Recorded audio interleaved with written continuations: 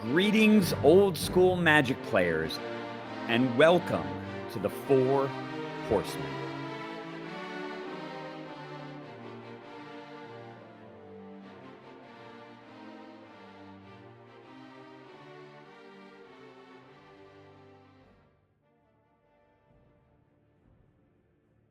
Welcome everyone to the grand finals of tournament number 17 for Four Horsemen, old school magic format.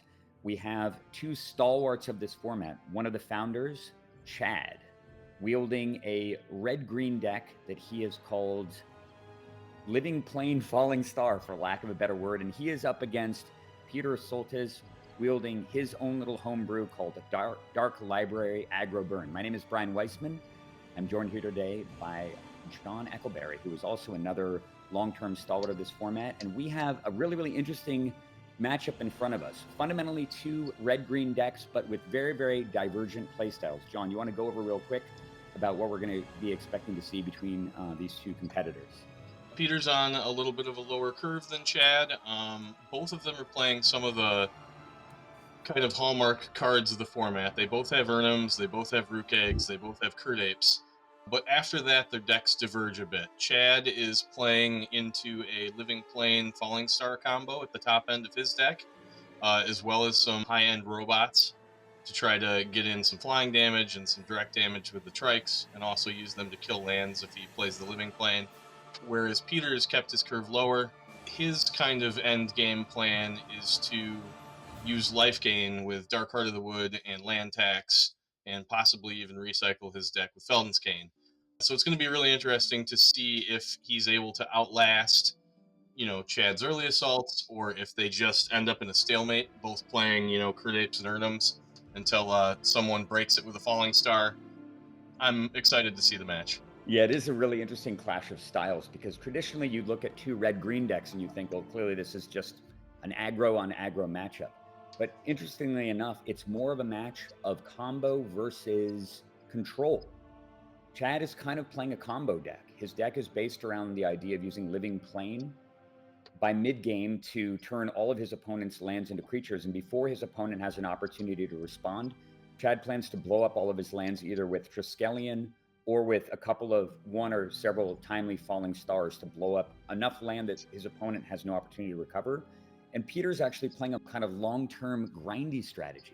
Red-green at the beginning, seemingly looking like aggro, but once he reaches the mid-game, his deck kind of shifts over into this grindy, attrition-based control strategy, where he just kind of grinds his opponent out with resources.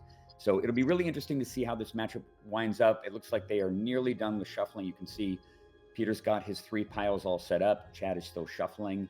And if you're not familiar with the way that shuffling and cutting is handled, you roll a die and your opponent basically picks one of your three piles and you get ready to run the game. Looks like a card fell out of Peter's deck here. I don't actually know who's going first. I don't think that they've necessarily resolved going first here. I have a question for you. Do you think you want to go first in Four Horsemen? There's a lot of formats where people just naturally assume that they should go first, where that isn't the case. I go second all the time in regular old school, particularly in the control and control matchup.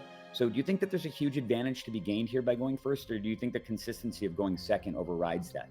I know you're very experienced. It's a pretty grindy format. I think maybe the extra card is better. Although if one of them was to come out the gate with either their Mishra's Factory or a turn one Curd Ape before the other guy has his defenses up, maybe it's worth it. I don't know. It's tough to say, but probably the card is better. Yeah, I guess we'll see what's going to happen here. It looks like Peter's actually mulligan on the right side, as we've seen him. There's a lot of cutting going on the right side. And you can see Chad's got six piles here. This is it looks like they're doing 6 piles, and they'll roll for it. Maybe Peter hasn't mulligan. He just went to the natural 3-pile thing, and Chad asked him to go to 6. And I think that this 6-pile cut style is a little bit better just for kind of keeping the integrity of the format intact. A lot of people have been forced into playing webcam Magic due to either geographical isolation or the fact that they kind of lost the opportunity to play a live Magic as a consequence of the pandemic. A lot of Friday night Magic and a lot of game stores have shifted in terms of how they host games of Magic, and people have played a lot more webcam. And I think that one of the biggest failing points of webcam magic in general is the ability to hold your opponent accountable, because you don't have any access to their cards, and a lot of stuff is happening off camera. So there's definitely a gentleman's honor system in place here that you can sort of see playing out in the deck cutting. All right, it looks like we're looking at the opening hands. They're probably waiting for the signal from us. So this is going to be quite a battle. We've already made our predictions. John predicted that Chad might carry this at least 2-1. I predicted Peter would win 2-0, but you never really know what's going to happen. It's going to be an interesting format. I'm ready to give them the signal, John, if you want him to go ahead. The Taigas are fired up. Urnam Jins and Rook Eggs ready to roar. Falling Stars ready to tumble. Let's see what happens. Let's kick off the finals of Tournament 17, Four Horsemen Magic.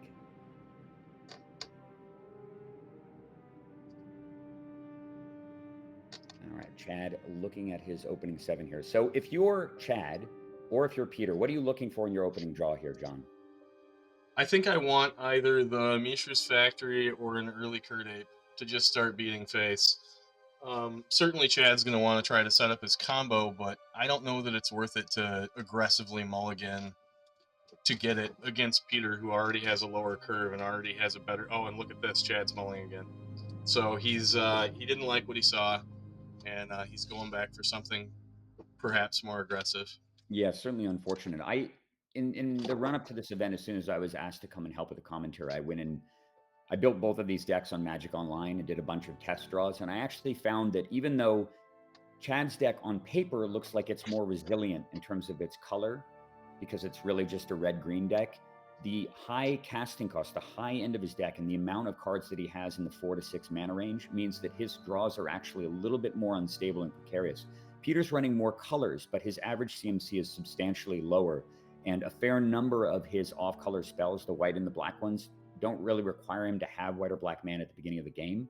So all he really needs to probably hit is a couple of red-green lands. He can draw those white and black cards, and barring Chad getting a really, really high-pressure draw, he can't really punish Peter for being a little bit slower, and Peter has the ability to just drop an enchantment like Dark Heart of the Wood and immediately recover any early lost life and get right back into the game. So I'm sure Chad is not happy whatsoever to see a mulligan, but he should be able to soldier on. Of course, when you played back in this era, mulligans were unbelievably punishing. Back then, there was a all land, no land mulligan rule. If you got stuck with one land, you were completely screwed.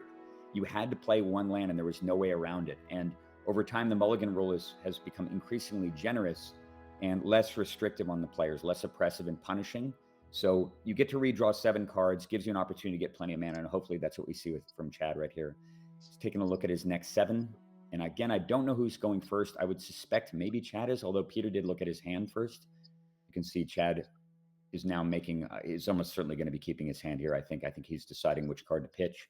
And he does have a lot of high-end redundant threats. So throwing away something like a Triskelion or a Clockwork Avian would probably make a great deal of sense. He really needs to establish himself in the early game. And as you mentioned before, it really does, it comes down a lot to these early Curd Ape, early Urnam Jin things. Okay, he's peeling back the cards here.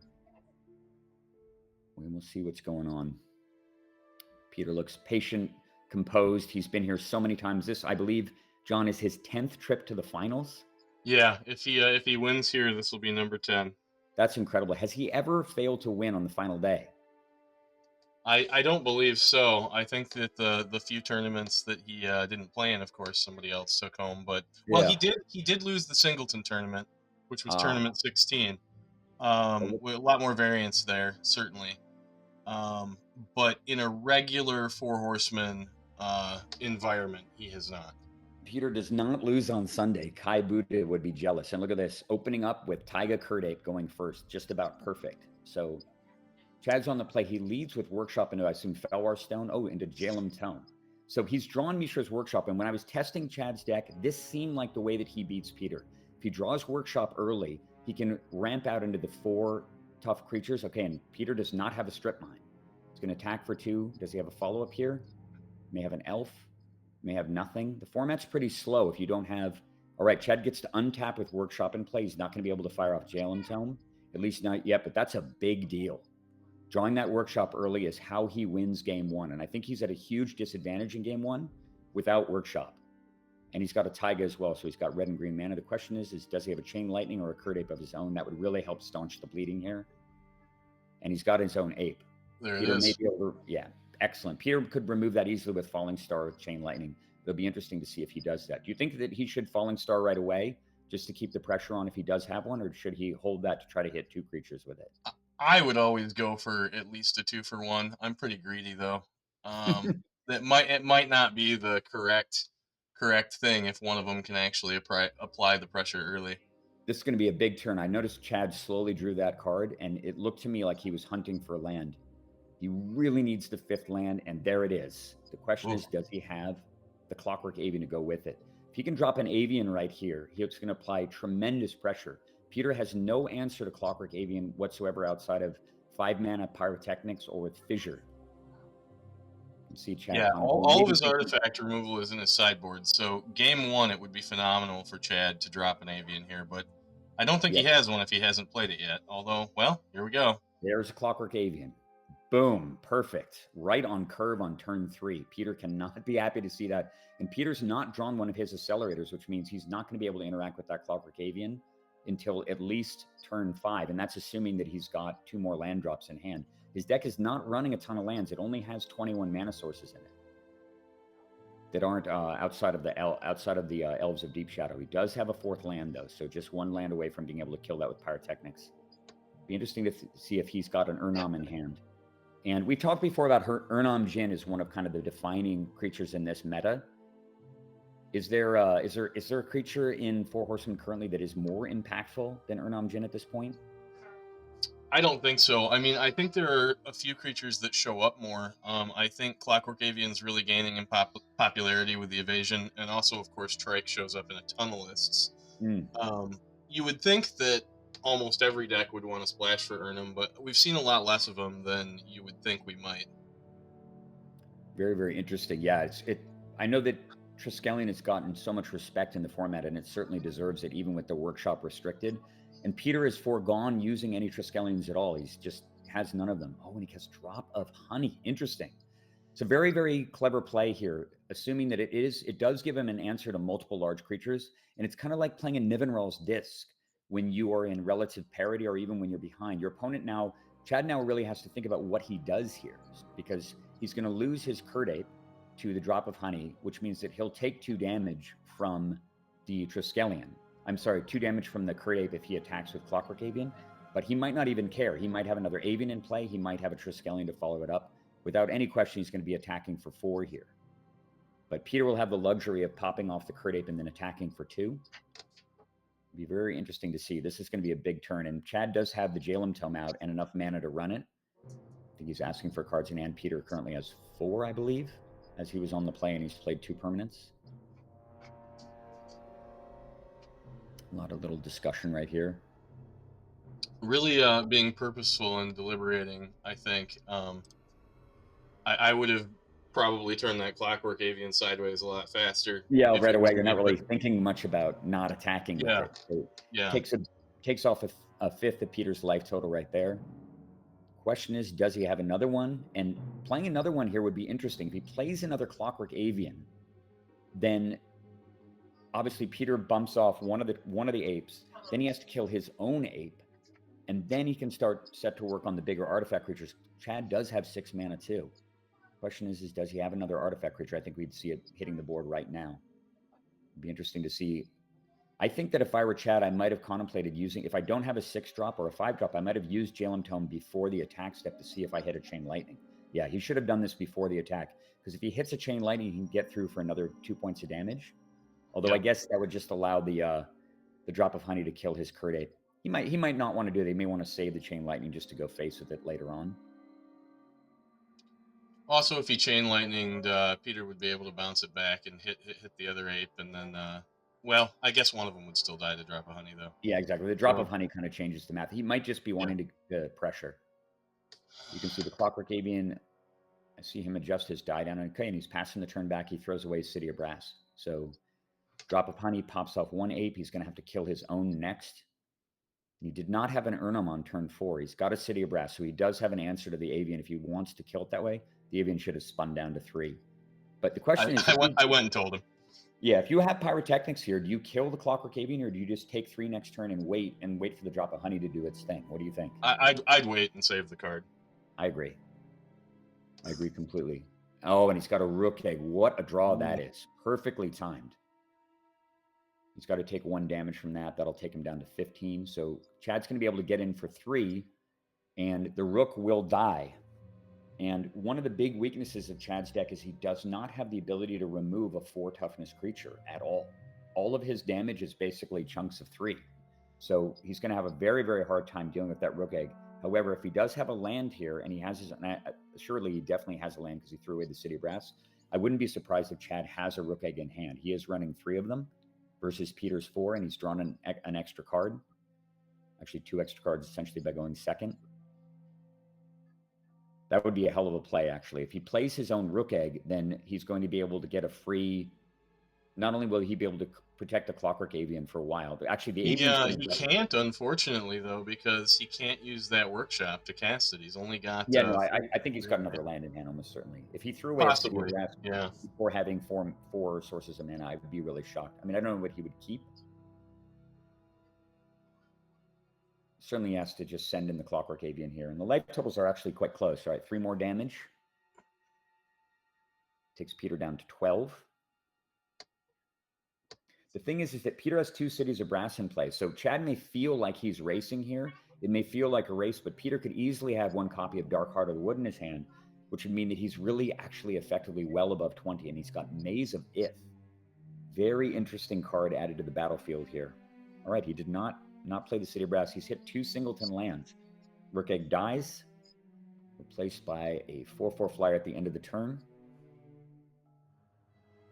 It'd be interesting to see how much of a stickler for the rules Chad might be, because if Peter were to go and immediately put the rook into play, a stickler for the rules could say, oh, if you put your rook egg into play, or if you put the rook into play, you've effectively ended your turn. And you cause him to miss his entire end step. All right, 2 more damage. Chad takes 2 and drops down to, I believe, 14. Or no, he's just going to maze it. Another rook. Deadly. Oof. That drop of honey, we talked about it in our preview. We said that it was a singleton, but it has the capability to really, really swing this game because it gives Peter all of these ways to hatch his rooks. Hopefully Chad uses the Jalem Tome at the end of the turn here. He's not flustered by 2 rooks coming into play. But battlefield is very, very quickly turning in the other direction, and Peter's going to be able to kill that Clockwork Avian. In fact, Chad may have to make it a 4/4 just to protect the Avian, although he's going to take a lot more damage. Actually, no, I guess the rook will die first, as it's the rook egg will die first, since it's the only 0 thing in play.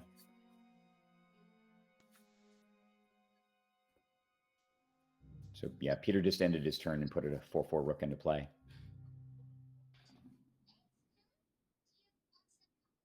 It's really interesting to see these singleton cards show up and swing the game so effectively. Chad has 3 of his singletons in play, actually maybe even 4. I don't remember if he's running 1 or 2 Pendelhavens. But that singleton drop of honey, oh boy. Its ability to hatch both rook eggs is just, I don't know how you keep up with it. Two very, very cheap 4/4s. All right, end of turn, Chad elects not to use Jalem Tome. I can't imagine why you wouldn't use Jalem Tome at the end of the turn. Even if you just cycle off the top of your deck, even if you love your hand, you should always use it regardless. I wonder if he's just flustered thinking about his impending doom here. Yeah.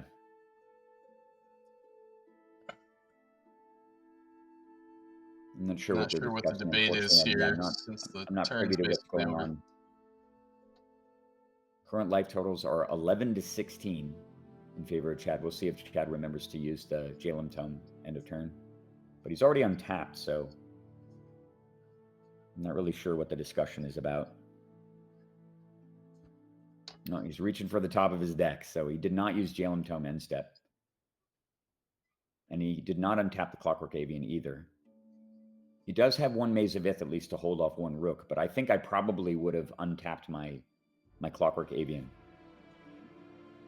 Since the Avian can't stop the Curd Ape or the 4/4 effective, unless he's planning to just chump with it.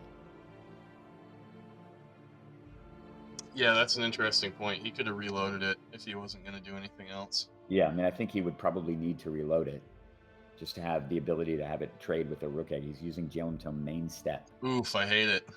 Yeah, I hate it too. This should have been done end step for sure.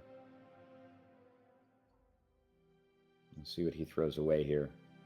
The problem is that Chad just doesn't have removal. Okay, there's a second penalty. He doesn't have removal that can interact with 4/4s. So there isn't really anything he can draw to deal with this onslaught. He does have the Maze of Ith in play, but there's no way to even block and do an instant speed lightning bolt to take down a 4/4 flyer. It's just a huge point of vulnerability in his design. And you can see when we were talking about these decks the other day about how ineffective, oh, he's cut Diamond Valley. Okay, well, that will mitigate a lot of damage because not only can he block a rook and then sack the Clockwork Avian to gain 4 life back and maze the other one, this actually provides him a huge life buffer and maybe enough of an opportunity to claw back into the game if he can draw another Avian or two. He does run 4 and he's been cycling. You can see him just thinking, I don't think there's really much else to do on 1 mana. Chad played a very similar list in Tournament 15, and he had the same problem with 4 toughness flyers. He actually ended up dying to Serendib Ifrits. Yep. So he compensated by putting some anti-blue stuff in his board, but that doesn't help him against the Rook tokens at all. Yeah, alas, the spinal villains that he put in there are just a little bit narrow, or a little bit too narrow. But of course, the other enchantments, the other stuff that he brought into his sideboard to try to deal with what Peter is playing, cards like Presence of the Master, would not have stopped this problem anyway. The problem with Presence of the Master is it doesn't deal with stuff that's already in play. And the Drop of Honey comes down long before Presence of the Master can be cast. Also, with all of the aggressive stuff happening in the early game, when do you even tap out to cast Presence of the Master? It's such a clunky answer, if you could even call it an answer at all. Kind of the worst example of a control band-aid strategy to deal with enchantments. And I do think that this is probably the fundamental problem with Four Horsemen. The fact that the things that interact with enchantments and the range of incredibly powerful enchantments, that is just a, wait, what is going on? Did he just sack his Clockwork Avian main step? Well, I guess he gains 4 for that. But why not block with it first? You know, Yeah, why not block with it? He can block a rook, save himself the 4 life, and okay, I don't understand the thought behind that. I would regard that as a clear mistake, because he can just assign the rook as a blocker. He can Maze of Ith the Curd Ape and take nothing. Now instead of that, he's just going to take 2 damage minimum.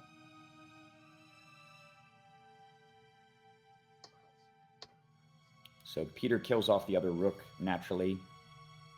If Chad can survive long enough here, if he can buy himself enough time, the Drop of Honey will eat up all the rooks. If Peter doesn't have another creature, he'll lose the Curd Ape, then he'll have to kill one of his 4/4s, and he'll have to kill another one of the 4/4s, and Chad could survive. But by costing himself effectively 4 life there, Chad has sped up the clock on his own game plan. We'll see what Peter has. Peter isn't running a ton of creatures. He has 4 Rook Eggs, 4 Urnam Djinns, 4 Curd Apes, and I guess 4 Elves of Deep Shadow. He has not drawn any Elves of Deep Shadow, so his hand could just be some removal spells, and eventually the Drop of Honey could come back and eat up all of Peter's creatures. I can only imagine maybe Chad thought that if he ate his own Clockwork Avian, that Peter would be forced to kill off his Curd Ape off the Drop of Honey, but of course there's a 0-power creature sitting in play. Peter's just checking out his hand.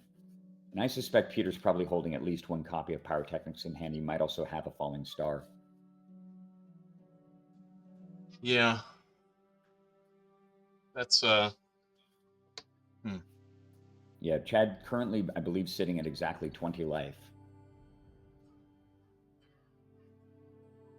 Peter's just thumbing 1 card in his hand here. So what do you think he's thinking about right now? If you're sitting in Peter's seat, let's think about hypothetically what he could be holding and what his impending play might be. You want to think about it a bit? Oh, I mean, he's in an overwhelmingly dominant position. I mean, he should mostly just be beating in. I don't know what he's got. If he had a fissure, he could get rid of the maze. Yeah, that's a very good point, actually. He is running a single copy of Fissure, and he's holding it, I think that maze would die instantly, so he could get in for 6. And then he'd kill off the Curative attack for another 8 damage, and that would pretty much seal up the game, since outside of the Diamond Valley, Chad has no way of gaining any life. I don't know what he's thinking about. Looks like he's going to just attack for 6. Chad will certainly mitigate 4 here with the maze.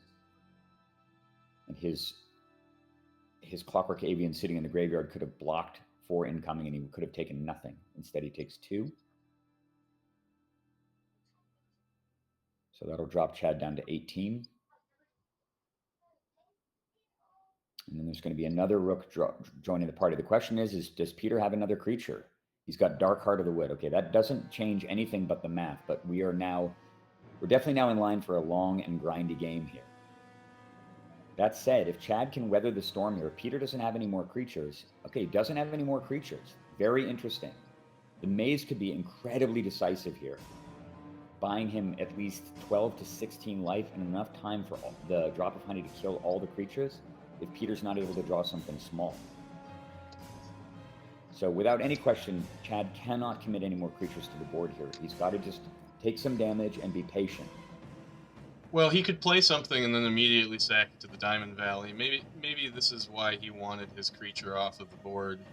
Although he still could have blocked with it before he sacked it. But I think he wants that diamond or that Drop of Honey to become a liability, which it's going to be pretty quick here. Certainly. I got to assume that Chad thought that killing off his own Clockwork Avian would mean that the Curd Ape would die and he could just maze the Rook token. He wouldn't take anything.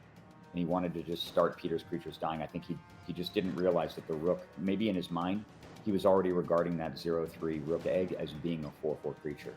I think that's right. That's what he was thinking. So if you're Chad here, do you play a creature and sack it, or do you just wait and run the Jalen Tome? Looks like he's going for that latter option. And I think it's fine to do this main step. He hasn't played a land this turn, so he could continue to develop his mana and maybe play a land and a Felwar Stone, although if I were him, I would be prioritizing drawing action over any more mana, since he can pretty much play everything in his deck outside of an Urnam with the mana that he currently has in play. All right, we could be in for after that really furious start, we could be in for a pretty long and grindy game 1. But if you're in a grindy battle, you want to be the guy with the Jalen Tome for sure. If Chad is able to, well, I guess Drop of Honey will go away in 3 turns if Peter doesn't commit any more creatures to the board. At which point, Chad will be able to buy himself a ton of time to set up a combo with Living Plane and Triskelion. He could actually pull this game out. He could play a Triskelion, hang out a bit with that Diamond Valley there. Peter's not going to probably want to kill a Triskelion. And then with the second Triskelion in play, he could slam Living Plane and blow up all of Peter's lands instantly. Peter would gain some life, but he'd be effectively out of the game, I think, at that point. All right, Chad is thinking here right now. He's thinking maybe about, okay, so he plays a Forest. If you have a Chain Lightning in your Chad right now, do you kill off the Curd Ape? I think I might, just to speed up but I don't know. I mean, I think he can weather the storm. I think so too. He's got a lot of health, right? The maze is so powerful here. He's only going to take 4 this turn. And with that life total right there and Diamond Valley still hanging out, he's not in any danger of dying to burn either. What an interesting game this has turned into. It looked so overwhelming for Peter earlier. Oh my God, strip mine. There's the strip mine. Oh, Lord. Right off the top. That is huge. Although a turn or two too late. It is going to allow him to get in for 8, though, which is a big deal. And do you think he'll kill Maze of Ith, or do you think he'll kill Diamond Valley here? Or does he kill Well, I guess long term he could get rid of the Diamond Valley, but I think he'll take the Maze and just try to... And outside Feldon's Cane, Derek, we've got your... Okay, good. Outside of Feldon's Cane, there's no way that I know of to really get things back from the graveyard in this format, is there? At least no way to get land. Recall, but neither of them are playing. Yeah, Recall, that's true. Good point. Yeah, and they're not playing with Recall. All right, 2 Rooks smash in. Does Peter have... He's going to play a land tax here or something? There's no way he has another creature. Oh, he's got an Urnam Gen. Okay, so he's heaping the pressure on. Man, how quickly the game shifted again. Look at that. A turn ago, we're saying Chad's weathering the storm. Now he just took 8 damage, and he's facing lethal next turn. If Peter has a Pyrotechnics in his hand, and Chad doesn't have another creature, it's GG. Is he just going to chain lightning in the air? Yep. Oh, drops Lord. chain lightning Yeah. in Chad's face. That'll take Chad down to just 7. Facing lethal damage next turn. Chad's going to need something like a Triskelion immediately. And that 2 points of life that we talked about earlier that he did not get by killing his avian prematurely is going to be decisive. What a rip with that strip mine. Holy moly. All right, let's see what he's got. There's all these little tiny things. Also, the lack of using Jalem Tome at the end of Peter's turn also could have cost Chad the entire game. If he had the ability to kill the Curd Ape right there with a Chain Lightning, let's say the top card of his deck was Chain Lightning, he could have killed the Curd Ape, and then one of those rooks would be dead. It would have saved him 8 life.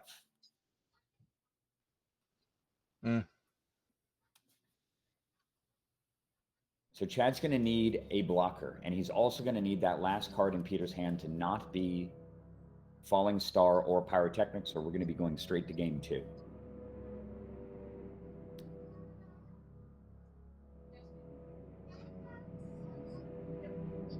Four cards in Chad's hand. What could they be? I mean, I got to expect that it's something like Living Plane. And if he plays Living Plane, of course, he'd be insta-dead, because then Peter would not have to kill his own 4 power creatures off. He'd be able to kill 1/1s. Just Living Plane is so incredibly bad in this matchup unless everything goes exactly perfect for Chad. It's tough because I do feel like it's bad in the matchup, but at the same time, the things that he's going to bring in for them also seem to be inadequate answers for what's going on. So I don't know. He's got to play an Urnam Jin, and unfortunately, the Drop of Honey is going to be killing it. Is Drop of Honey is it a targeted effect? Yeah, I guess he just gains 5 off that. That's going to allow him to survive another turn, assuming that Peter does not have a Pyrotechnics in his hand. Peter already down to 8, but Chad doesn't have any burn to capitalize on that. All right, we go to upkeep. He's certainly going to let his Urnam die here.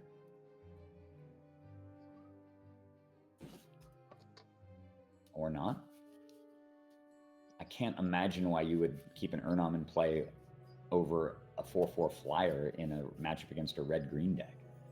Weird. I don't either. But it may not just fundamentally matter. We may just see lethal Pyrotechnics here. Chad drops to a very precarious life total, down to 3. Pyrotechnics seals it up. And that, my friends, is the end of game 1.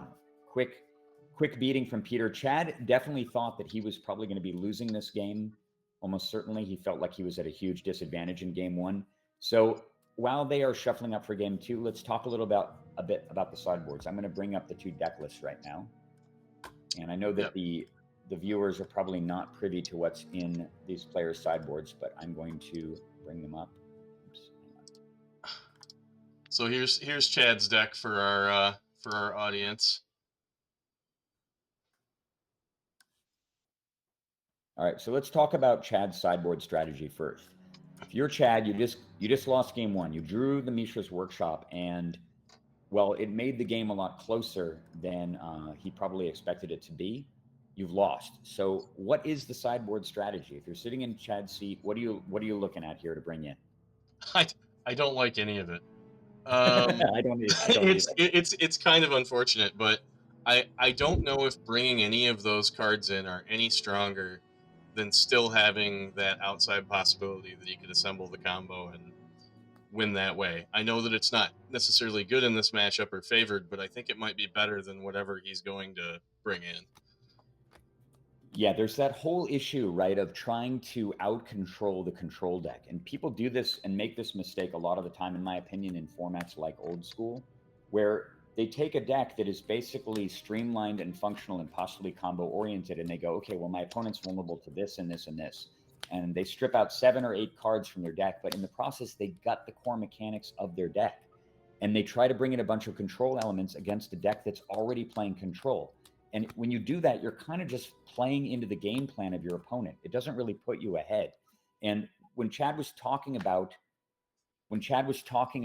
his sideboard strategy with us yesterday, he believed that he was going to be bringing in, first of all, Artifact Blast. He was very, very terrified of both Ivory Tower and of Feldon's Cane, and he thought that he needed Artifact Blast against those. But look at the game that just played out. If he had had Artifact Blast in his hand at any point in that game, I guarantee you it would have done only one thing, and that would be going straight to the graveyard via Jalem Tome. The card is just too narrow, too reactive to really deal with what most of the threats are. It doesn't kill enchantments. And he does have 2 copies of Presence of the Master, but the drop of honey that killed him in that game would have come out long before he could have even cast Presence of the Master. In fact, I don't think Chad even drew white mana that game. To the best of my knowledge, he did not draw City of Brass, and he drew Misha's Workshop and 3 other. Oh, I guess he did drop a City of Brass into the graveyard at some point. But again, Presence of the Master only works if you get a perfect draw. You go first, you go land, Felwar, land, Presence of the Master. And yeah, you can shut your opponent out of his game plan that way, but he may not even need, you're down a card now, and he may not even need those enchantments to do anything. Peter drew Dark Heart of the Wood that game, didn't matter 1 iota, and the 1 card that killed him, the enchantment that killed him would have come out before Presence was cast. Chad's also thinking about bringing in Mirror Universe, but I can guarantee you, against a deck with 12, 13 artifacts, Peter's bringing in as many crumbles as his deck can provide for him, which I believe is 3 from the sideboard. Peter has 3 crumbles and a Gate to Phyrexia main deck. So if Chad brings in those Mirror Universe, Peter will probably just let him gain 6 life, I would guess, and he can't rely on them at all. So it's going to be really, really, really difficult, I think, for Chad to get any type of advantage with the sideboard. And if you're not getting an advantage from your sideboard, then the sideboard doesn't really serve a purpose in your strategy at all. Let's move over to Peter's deck. And if you're Peter, what are you bringing in against Chad's deck? Just the crumbles, maybe the extra removal, but I don't know if he needs it. But he could bring in the extra fissure and the extra drop. Yeah, I guess seeing as how incredibly impactful the drop of honey was in that game, he could certainly bring in a second copy of it. I think the fissure would be a perfect choice, and I think the 3 crumbles would be automatic. So what do you think he pulls for those spells? Let's assume he brings in 5 cards. What is he taking out for this matchup? That's the real question, isn't it? Because I feel like a lot of his silver bullets are good. I feel like almost everything here is good. So I guess you could pull the Felden's Cane, and maybe even you could pull some of the more combo oriented things like the land taxes and dark hearts and things, because I think he's just winning with the other half of his strategy. He's just winning by beating in with creatures and breaking parity by using either Falling Star or Fissure to get rid of the blockers, or using his pyrotechnics to finish off opposing blockers. Yeah, I tend to agree. I think Peter will probably recognize how incredibly asymmetric the drop of honey effect is in this matchup. It really does favor him, given the fact that he's running 4 copies of Rook Egg and Chad has no real answer to deal with a 4/4 flyer. And the fissure, of course, gives him more flexibility. The crumbles are excellent. And I agree with you. I don't think that he really needs the control elements very much. I don't think that he needs land tax. I don't think that he needs the Dark Heart of the Wood, although he may keep 1 in there for safekeeping. The question is, does he still keep the Falling Stars in against his opponent? I mean, it doesn't kill Urnham, certainly, but it can tap him out. I mean, even if he's not able to kill the stuff, you can break their line and tap all their guys down and get in a pretty big swing. Right. So it might be worth hanging on to. Yeah, maybe a couple of them. Chad does have flyers too, and the Falling Star doesn't interact with them very, very well. But if he's bringing in a total of 5 cards, if I'm him, yeah, I think I probably cut the land taxes. I think I probably cut land tax and Dark Heart of the Wood. Chad's deck does not have the ability to burn his opponent out of the match. Plus, if Peter's assuming that Chad is going to bring in all of his anti-enchantment hate, then removing his 4 core enchantments would do a lot towards really bricking a bunch of cards in Chad's hand. Also, Chad talked about possibly bringing in Blood Moon, and if Peter removes all of his white and black cards from his deck, then Blood Moon isn't going to do anything either. And Chad's going to just wind up with a bunch of reactive control cards and enchantments against a deck that is very linear and very straightforward. That goes turn 1 Elf, turn 2 Ape or something, turn 3 Urnam, turn 4 Rook Egg, Pyrotechnics your face, kill your creatures, kill you. They're shuffling up right here. Let's get ready for game 2. Actually, it looks like they've already completed shuffling. They've completed the cut phase. And Chad, I assume, will be going first. We'll see if he decided to go first. I think you could make a very valid argument for going second with Chad's deck in this matchup, particularly if he's boarding into more control elements. You want to be able to draw that artifact blast and stuff for the mid game. You want to increase your chances of drawing reactive things. I see Chad pulling a couple of cards from one side of his hand to the other. It makes me think he's got 2 or 3 lands in hand at a minimum, and he's probably fine. We'll see if Peter's similarly in the same boat. And he went second. Awesome. All right, Peter has the same opening. Taiga Ape. It's pretty good. There's certainly been an ebb and flow to the metagame, and we've seen a few tournaments where really kind of hardcore prison control decks have won, you know, creatureless control. But now it's funny to wrap all the way back around and just be having a red-green deck versus another red-green deck. Is this like a weird replay of game one? What's going on? Yeah, that's very strange, right? Yeah, it's strange.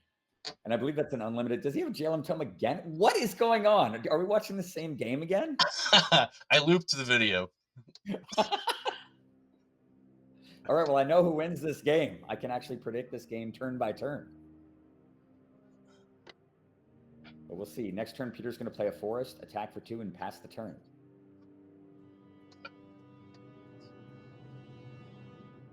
Wait, why did he draw before untapping? I guess he's just eager to get to the draw step. Play forest. Oh, it's a taiga. Okay, it is a different game. It's a different universe. Okay. Yeah, different universe. Man, Chad's drawn the workshop again. All right, he gets in for 2. The question is, does he have some elves or Curd Apes this time to keep the pressure going? Brutal. Double Curd Ape draw. Chad is going to need a Chain Lightning immediately, or he's going to take, oh my goodness. Oh, and he crumbles the tome. What do you think about that decision? I think I wouldn't have done it. Chad's not going to be able to activate that for a couple of turns. Yep. Why give him the extra life points? Yeah, it changes the racing, and honestly, Chad is not going to be running that Jalen Tome for a minimum of 2 more turns, if not longer, because he's got to get stuff on board. Peter has plenty of time. There's no reason to cast an instant spell like that. I'd much rather crumble like a Clockwork Avian that comes down in a moment. Yeah, or a Triskelion or something else like that. Yeah, I do not agree with that. Or even a Fellwar Stone, potentially. If Chad's screwed on mana and the only source of green he might have is Fellwar Stone, you kill that with Crumble instead. Very preemptive. He just rips a forest off the top there. 2 apes in for 2 more, or for 4 more. That'll take Chad down to just 14. We'll see if Peter has another pressure play here. He did not have an accelerator, so he won't be able to get an Urnal until turn 4. He's got Elves of Deep Shadow and Sylvan Library. I mean, this is just perfect draw. He's going to be able to take 8 damage off Sylvan. Where is Presence of the Master? It's not going to do anything. You can see just how bad cards are. Yeah, Artifact Blast, Presence of the Master, Blood Moon, honestly doing nothing. You just can't play a slow plotting control strategy against red-green aggro. So we're going to see if Chad has a Clockwork Avian here. If he doesn't have Clockwork Avian, I would just call this game all but over. Even if he's able to hit a Triskelion next turn, he's going to take so much damage this turn, and Peter's going to just reload and probably play an Urnam Jin. Oh, you can see him just looking at the battlefield. Terrible despair. It's funny. Yeah. This is actually the way that Peter is killing Chad right now is the way that Chad killed me in the previous round. Chad and I played, and we both won a game, and then we went to game 3, and he just dropped double Curd Ape and just beat me to death with him before I could get anything off the ground. And it looks like that's how he's going to die here. 100%. I don't know why his forest is still untapped. But Peter should just take 8 damage. There's absolutely no reason not to take 8 damage against Chad's deck. Take all 8. What are you doing? Take all 8. Yeah. Looks like he took at least one of them. Yeah. There's really no reason not to take 8 damage. Absolutely no reason. Even if all 3 of those are basic land, you should 100% take 8 here. Your opponent has no direct damage. Urnam comes down. Yeah, I mean, I think it's over. Just about call this game over. There's no outs. If he plays Triskelion here, what is the play, right? Assign Triskelion to block Urnam Jin, fire off 3 arms to take down a Curd Ape, and only take 3 damage. But the Urnam... We were talking about a potential 3-hour match here, and this has just been swift and terrible. Yeah, and it's funny, too, because when we talked to Chad, he was so concerned about cards like Prevalence Cane and Ivory Tower and Dark Heart of the Wood and Land Tax and all these things that don't matter. It's like you need to solve the red-green beatdown first before you can even begin to think about playing control elements. And Peter's deck just does a better job of doing red-green beatdown. It just has better tools.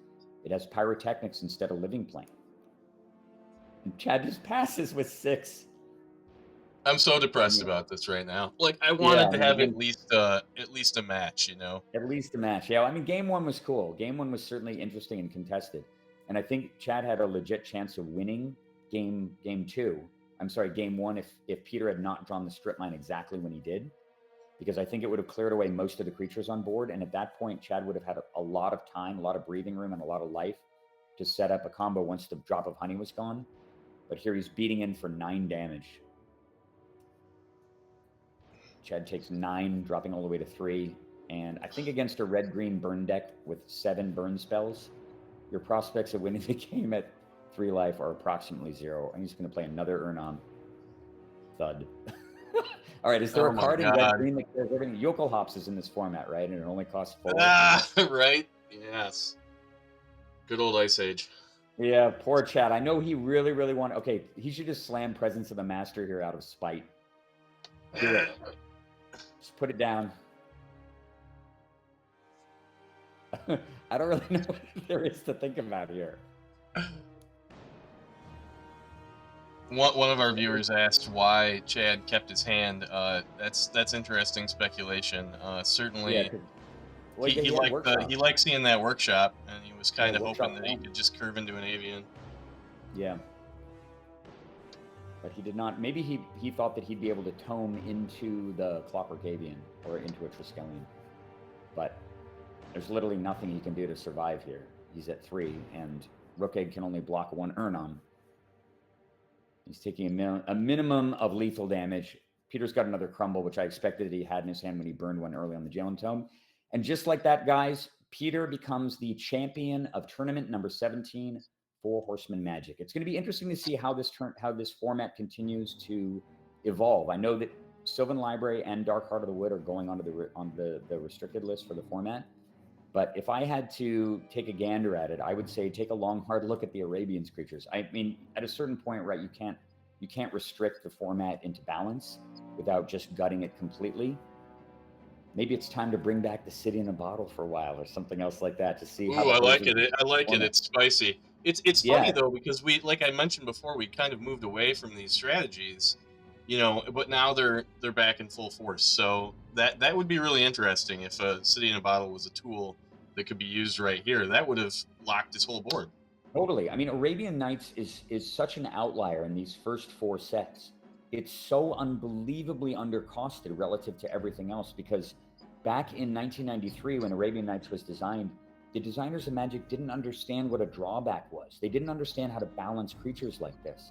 They thought that Urnom Jin giving Forest Walk was a big deal. They thought that Curd Ape, oh, what are the odds that you have to play red and green together, or that you'll draw mountains and forests at the same time? Think of Juzam. Juzam or Serendib Efreet dealing 1 damage a turn to you, and how completely inconsequential that is in most circumstances. The Arabian Nights creatures are just such outliers. They're years and years and years advanced over the power creep endemic to the rest of the game. And leaning on those Arabian Nights creatures is so easy, so linear as a strategy. It does make me think that maybe, at least as a restricted card, that City in a Bottle should make a return, so you can't just spam a bunch of Arabian Nights creatures onto the board and win that way. It would probably mix up the format at least enough to see what happens. It'll be interesting to see how Tournament 18 unfolds. But congratulations to both players, to Chad for making the finals in his own format. Yeah, and I see Daniel, one of the commentators, talking about Moat. This is a point that I made way back in tournament number 2 or tournament number 3. And I said, you guys really, really don't like Moat, because Moat is an enchantment that prevents people from attacking with their creatures, and there's so few ways to get rid of enchantments. And I said that if you ban Moat, even if you restrict Moat, you're going to open up the door wide to aggro strategies. And I really think that blue, green, red with tempo, with all of the Arabian Nights tempo creatures, and with backed up by the artifact creatures and all the removal in red and in green, will probably be the most powerful, overwhelming strategy. I can't imagine there's anything else that can deal with it. And even though Peter's deck wasn't using blue components, the red and green components were more than enough to demolish his opponent. Just annihilate him in that second game. You can see how much momentum you can create with that strategy. Extremely hard to deal with, but it was really, really exciting to watch this finals. Congratulations to Peter. He is once again the grand champion of Four Horsemen. Who will unseat him? I guess you'll find out later. John, thank you so much for joining me for commentary. It was a real pleasure, and I'm looking forward, hopefully, to doing some commentary with you in the future. Thanks so much, Brian. This was a fun time. Unfortunately, of course, you know, it was swift and brutal. It was a great match to watch with you. Thank you. Yeah, thank you so much, and I will see you all later. Thanks, guys. Take care.